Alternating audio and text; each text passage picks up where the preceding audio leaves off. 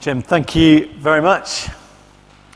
I'd like you to imagine that we were one of those bossy, enthusiastic churches that make people sign up to take part in big campaigns. So imagine that on the way out, we're all going to dip our thumb in some ash and we're all going to make a mark on a big contract. And we're going to promise we will all give 2 people a message from God on Monday.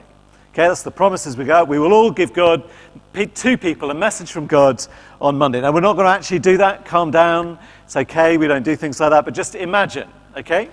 So you line up on the way out and you take the pledge and you swear to give 2 people a message from God. Who would you choose? Who would you choose? Maybe you could ring your atheist father. Got something to say. Maybe there's the hard-swearing coach at football practice. Maybe your boss. That's a good idea, isn't it? Maybe your boss, so you could do that. You book an appointment with Dame Carolyn McCall. I'd like to see the CEO, please. I have a message from God for her. And her PA says, well, that sounds important. I can fit you in at 2 p.m. That'd be fine. Bill from Stationery has a message from God for you. So you go along at 2 p.m. How do you feel as you turn up with your message? Well, doesn't that depend on what the message is? In other words, doesn't that depend on who God is? And that is one of the really big ideas in Micah. Micah's name means who is like Yahweh. That's his name. And the whole book is a kind of debate about what kind of God Israel's God is. And there's some good news for your 2 o'clock with the CEO tomorrow. Look at 2 verse 11. Micah knows exactly what people want to hear on Monday. So 2 verse 11, here is exactly the right kind of preacher for this people. Here's what he would say. I will preach to you of wine and strong drink. That is what he'd say. In other words, here is your message from God. God wants you to have another drink. Dear Dame Carolyn, God says you deserve a glass of champagne. Look at the EasyJet profits. Have a drink. Or maybe it's your football coach Sweary McHardface. God says that the next round is on him. Have another drink. Doesn't that change how you'd feel about the thumbprint pledge thing? I guess you'd be willing to give people that message, wouldn't you? I'd feel very differently. If the message is have another drink, that would feel differently. Certainly, once the word got around the office, that the Christian group in the office or the LSE, CU or whatever, all they want to do is tell you to have another drink, well, people would feel a bit differently, wouldn't they, when they see you flyering in the lobby from then on. So how you feel about speaking for God depends on what the message is.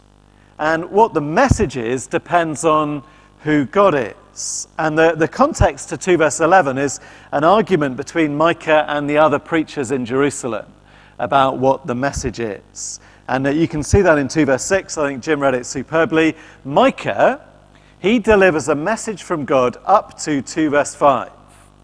And then the local preachers say, 2 verse 6, do not preach. That's their verdict on him. Micah says, thus they preach. So the other preachers, they say, do not preach. One should not preach of such things. Disgrace will not overtake us. See, Micah's message is negative. Disgrace is going to overtake us. And all the other preachers have a positive message. So Micah, don't preach that. God is not like that. Verse 7. And Micah's reply is 2 verse 11. It's quite rude, isn't it?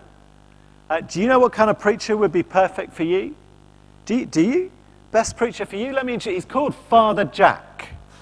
Now, I appreciate many of you were not born when Father Ted first showed on TV. I assume some of you know what I mean. Here is the preacher. I found the perfect vicar for you. And on comes Father Jack, the old Irish priest shouting, drink! That's who you want. Micah's being rude. But just like with Father Ted, the satire is not far from the truth.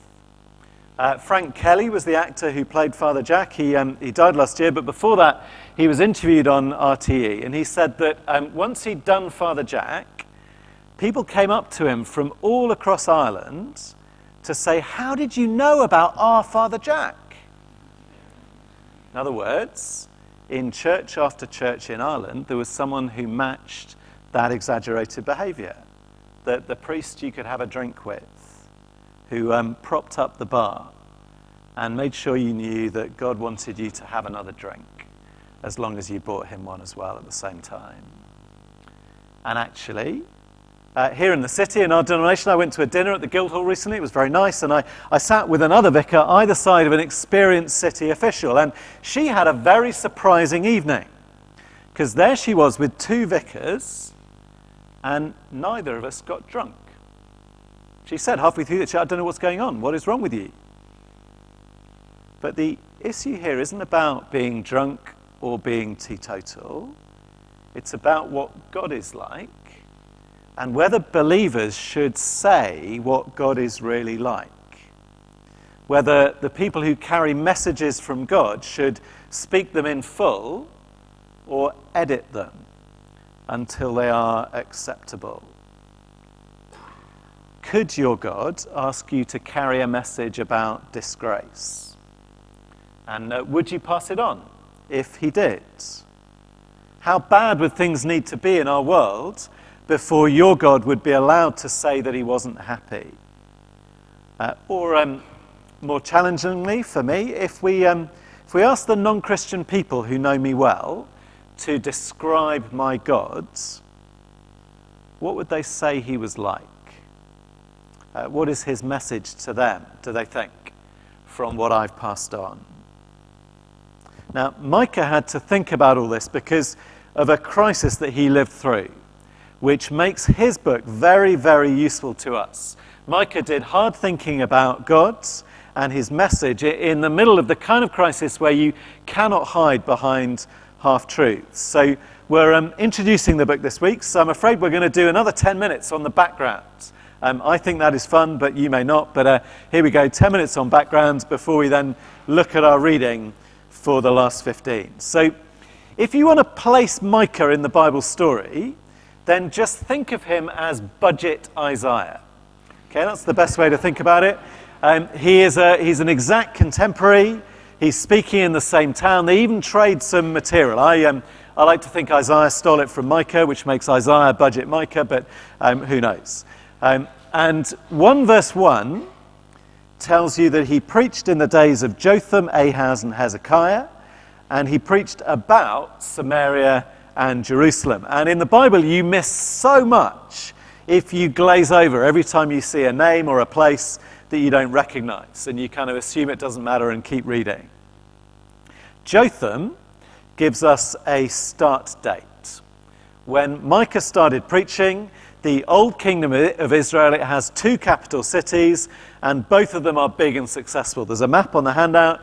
You can see Samaria and Jerusalem on the map, and they rule all the territory between and more. But the map is all about the conquests of Assyria, and you can see their arrows pushing out from Nineveh. So all the way through Jotham's reign, that's 7 years long, Assyria is just the big power off in the north that we are a little bit nervous about. Think Russia if you're Latvia. Then 3 years into his son Ahaz's rule, Assyria conquers Damascus. So that is 732 BC on your map. And that is a bit of a shock. Damascus, they used to be the big enemies, and now they've just been taken out by somebody bigger and uglier. But then 10 years further on, 722 BC on your map, halfway through Ahaz's reign, they came and they besieged Samaria. 3 years of siege, and they conquered it. And they took everyone away as slaves and refugees. And there's no more northern 10 tribes of Israel. There are only 2 tribes left around Jerusalem. And then every other year or so after that, there is an Assyrian army in the neighborhoods. Hamath and Gaza and Ashdod get conquered. So a 25-year-old son of Ahaz called Hezekiah, he takes over in nervous time. Anyone here who's 25? 225, there we go, quite a few. Okay, so imagine you are king of Judah, and you have no friends, and the armies of the superpower are on three sides of you.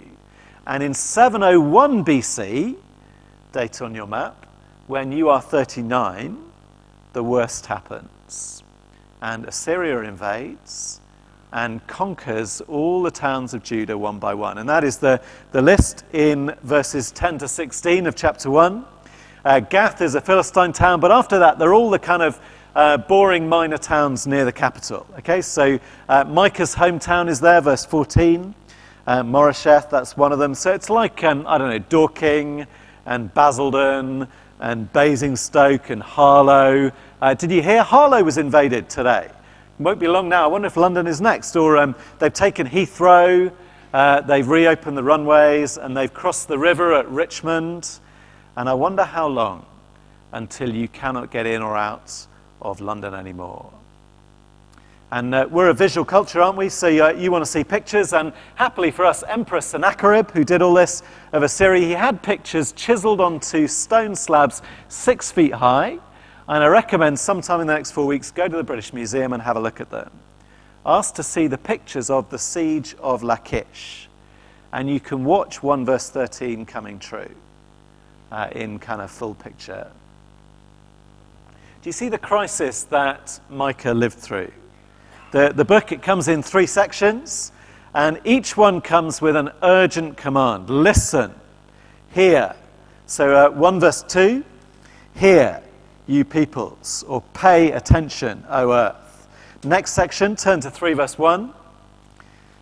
3 verse 1, I said, hear, you heads of Jacob. Turn to 6 verse 1.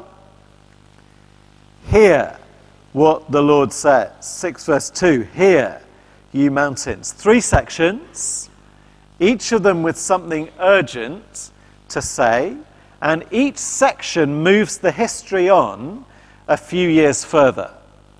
And chapter 1 and 2, which is what we've got tonight, is early. It's making a prediction. It's making a laughably pessimistic prediction. Chapter 1, verse 6, Micah predicts the destruction of Samaria. Powerful, rich Samaria. And then 1 verse 8 to 16, Micah predicts the destruction of his own local area with a wound, 1 verse 9, that comes all the way to the gate of Jerusalem. He predicts the siege of Jerusalem something like 35 to 40 years before it happens. Jotham dies 34 years before 701 BC, so this bit of the book's got to be 35, 40 years out. Then chapters 3 to 5 come later, when Micah is already beginning to be right. Chapters 3 to 5, Samaria has already been destroyed, and 3 verse 12 now predicts exactly the same thing for Jerusalem. And then chapter 6 and 7 are later still, talks about what happens after Assyria.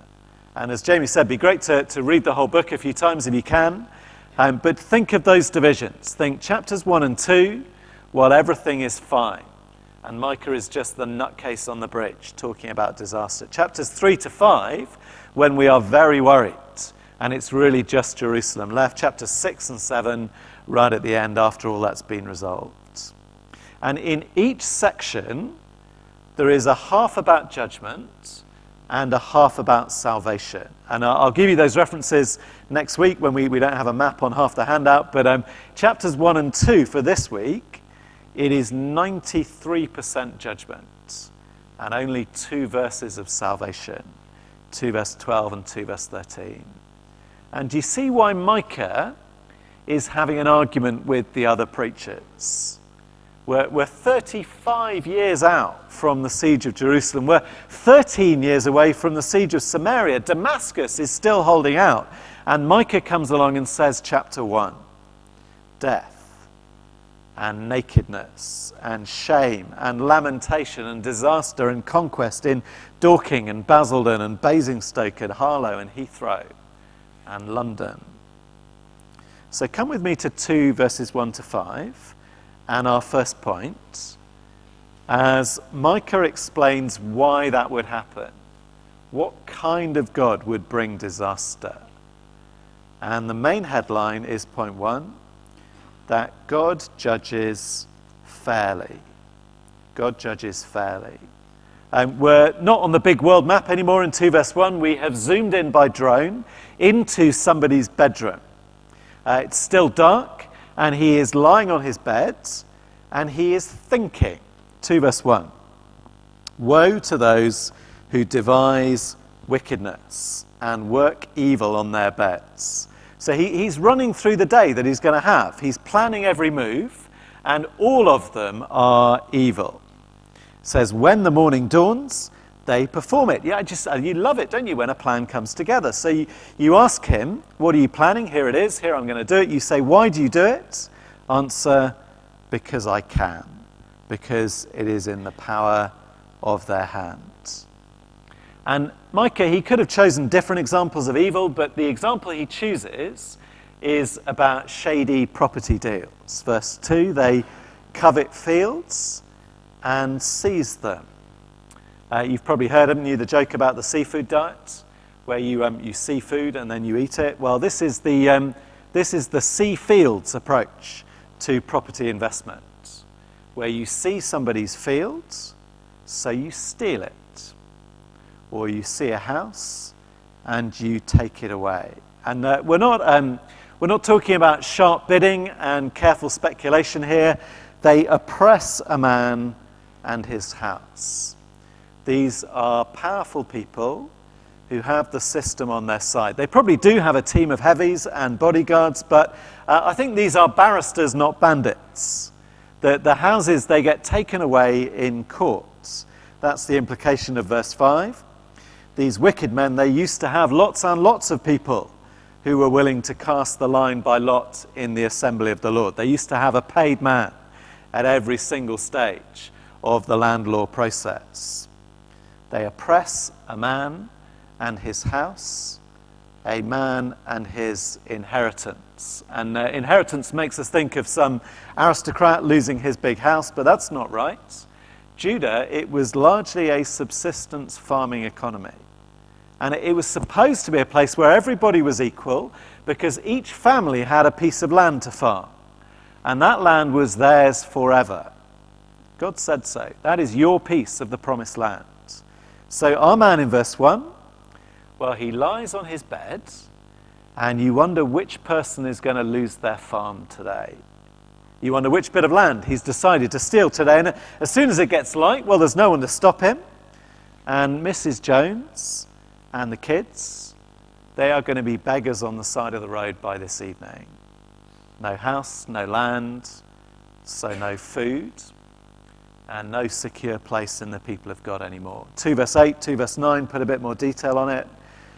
These people, they're like enemies who attack the unsuspecting. They strip even their clothes, and they drive women out of their houses, and they take away the rights and the future of the children. Why do you do it?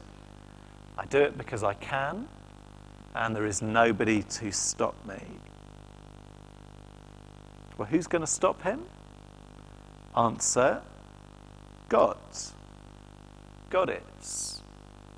What kind of God would watch this happen and not be angry?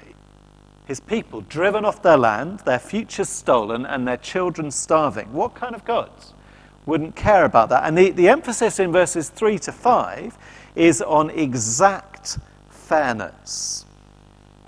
So verse 3 uses the same words, that you might need the footnote to see it. You've got fat cat property thief on his bed doing a bit of planning, a little bit of devising. Well, God is doing some devising too. 2 verse 3, therefore, thus says the Lord, behold, against this family I am devising disaster. You plan? Well, God plans. And you plan evil, verse 1, and God plans disaster. Look at the footnote number 2.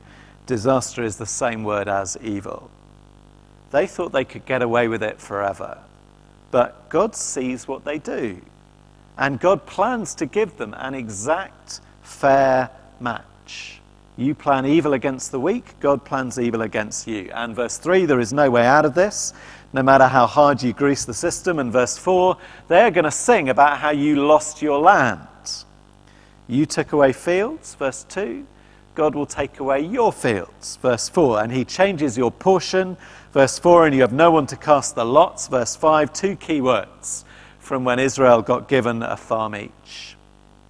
See, Micah has a message from God to the prosperous fat cats of Jerusalem.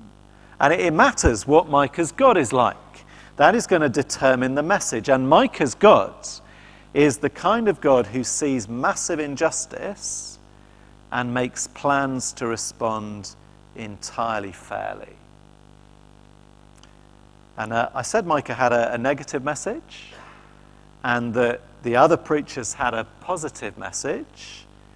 But I wonder if you're just a bit more on Micah's side after 2 verses 1 to 5. What should a good God do about injustice and evil and wickedness, do you think? I think he should do something fair. Actually, Micah's negative message, it sounds like the right message. Though it all depends on perspective, of course, doesn't it? See, I want justice on them, but I am always in the right, personally. And so are all my friends and my family. I don't want justice against me. And it's interesting, isn't it? In a world where it is still good to be passionate and good to care about oppression and to run marathons for refugees, but you must not say that God has a negative message for the world. Be passionate about whatever you like, as long as God is always nice. And we'll come back next week to say how they managed this in Jerusalem in 701 BC. But then and now, there was a rule of silence. You never, ever say that God is angry. You never say that God will be fair. You never say there is bad news. Because, point 2, no one wants to hear that. No one wants to hear that. See, Micah preaches, and they say, do not preach. Verse 6. And I want you to follow with me through verses 6 and 7 to see how much more they say than just do not. And what I've found studying this is that every time I understand a bit more what was going on in the heads of the preachers in Jerusalem in 701 BC, the more I think you could have put them in London in 2017 and they'd have fitted right in. Verse 6, verse 7, it's a bit hard to say quite where it is Micah speaking and where it is his opponents. I think the translation has got it right in verse 6. Everything in the quotes is the opponents. And then I think they are also speaking in verse 7, all the way through verse 7. And I'll show you how that works. So verse 6, do not preach. But then more than do not, you should not preach of such things. It is actually morally wrong to say things like, disgrace will overtake us. Why? Well, for a start, Micah, that is not true. That's a lie. Disgrace will not overtake us. That's not going to happen. But they keep going. The problem isn't just that it isn't nice and it isn't true. The problem is that God is not like that. Verse 7. Should this be said, O house of Jacob? In other words, Micah's preaching, it's a national disgrace. Why? Well, has the Lord grown impatient? See, Micah, you are making God out like he is an angry old man. And our God is not like that. Our God is patient, not impatient. And they say, are these his deeds? Deeds like you're pouring the stones of Samaria into the valley and bringing shame and enemies. And God doesn't do things like that. That's not God's.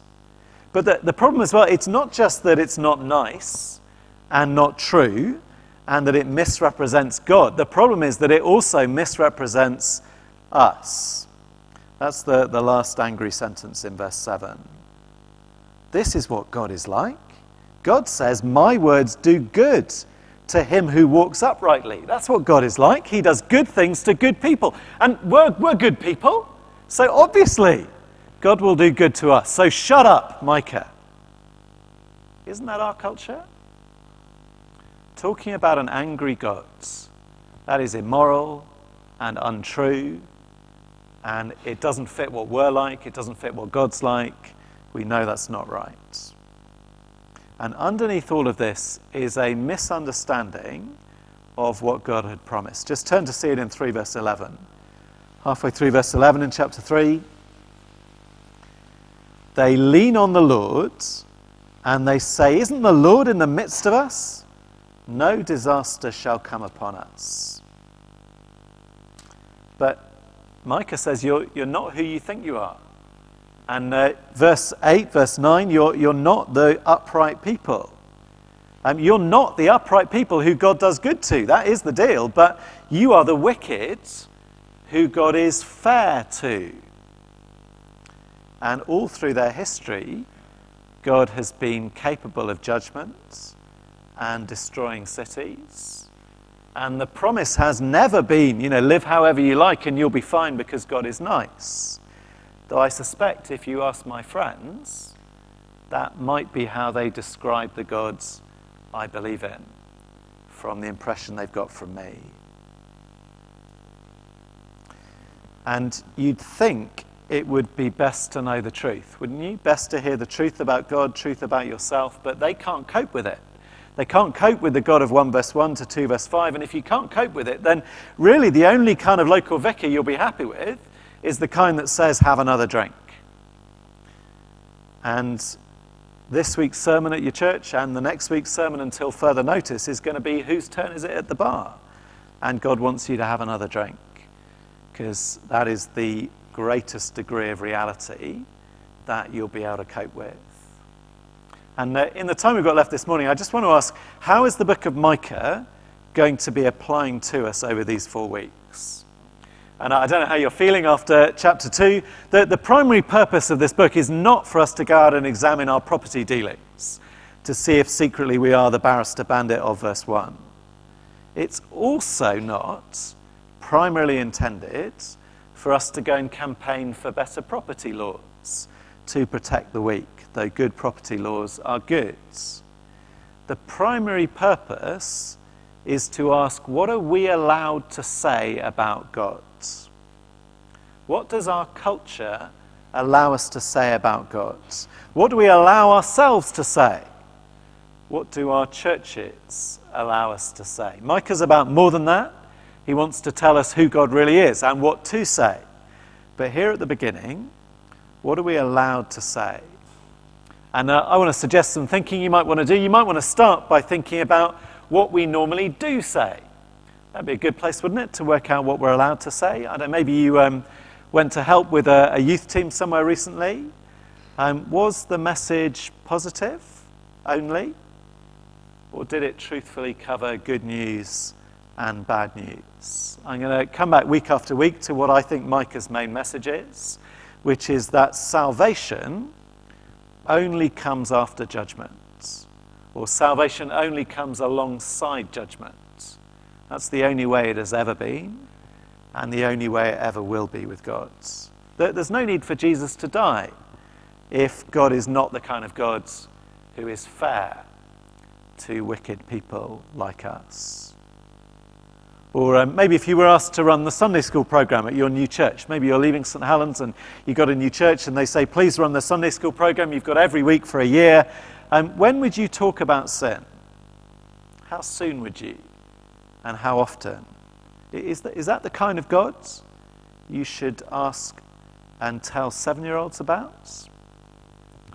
I've got a bunch of friends who have got jobs recently preaching at good evangelical churches with evangelical backgrounds where people are saying to them, well, I did believe in sin, but I never really noticed it was there so often, because maybe just for a few years it was just easier not to say the stuff that nobody wants to hear.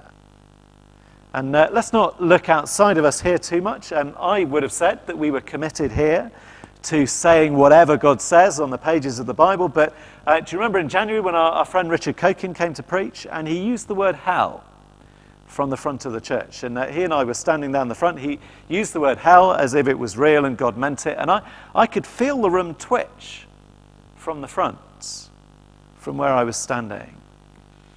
As if really that's not the kind of thing that we should say out loud, where people might hear us. As if, God isn't like that really.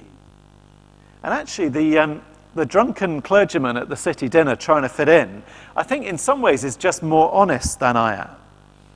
See, I put huge effort into trying to live alongside my friends as if God is just fine with everything in their life.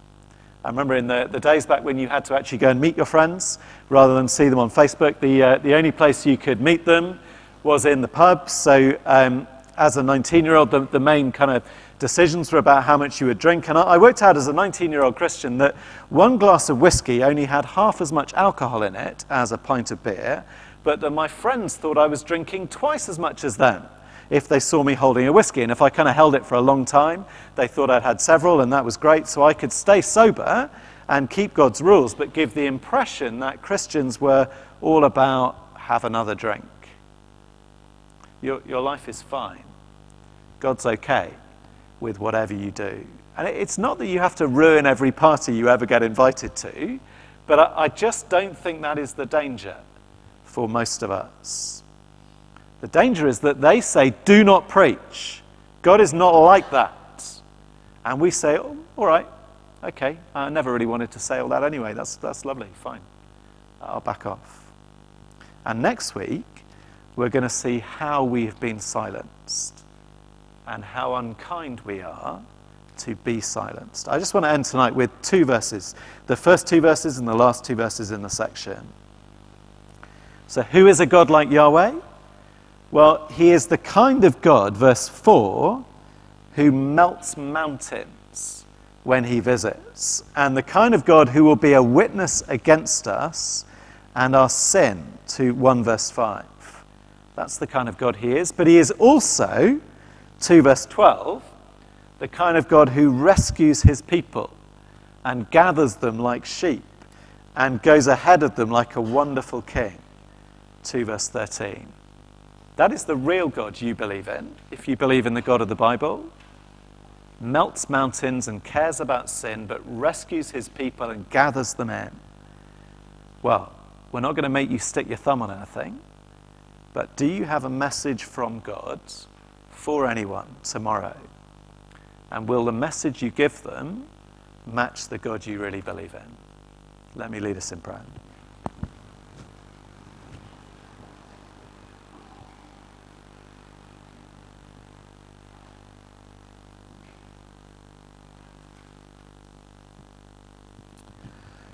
Father God, thank you that you are above us and greater than us. Thank you that you see and you plan and you care. And Father, forgive us that we edit you when we speak to other people often. And Father, please would we think more deeply as we look in Micah these few weeks, think more deeply about who you are and be prepared to speak about you, the true God, the God we believe in. We ask in your Son's name. Amen.